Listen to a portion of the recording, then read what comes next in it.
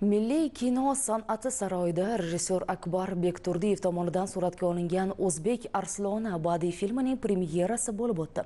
Batafsil ma'lumotni muxbirimiz taqdim etadi.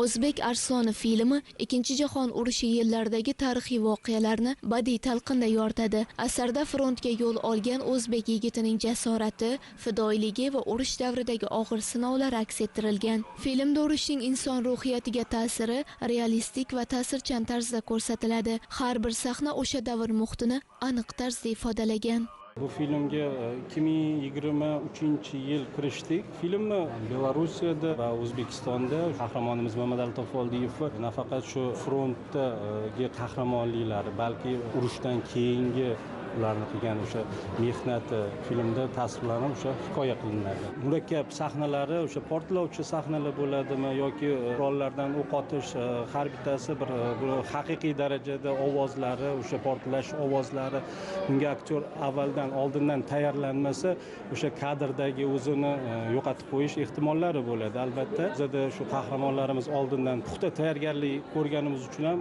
amalladik deb o'ylayman.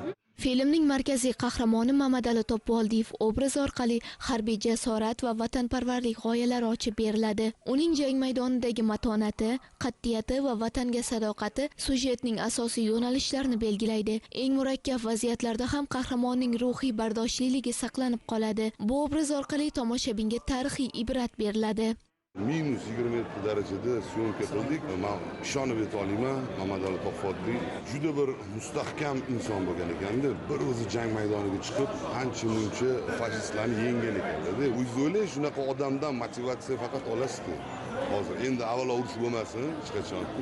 Lekin o'ylayman, harbiylarimiz juda katta motivatsiya olishadi bu insonlar. Men o'ynamadim, men his qildim, yashadim. Kartinada jang sahnalari yuqori darajada tasvirlangan. Portlashlar, harbiy harakatlar va front muhitining og'ir sharoitlari voqealar dinamikasini kuchaytiradi. Shu bilan birga qahramonlarning ichki kechinmalari ham chuqur yoritilgan. Har bir kadrda tarixiy davrning og'irligi va insoniy iztiroblar aks etadi.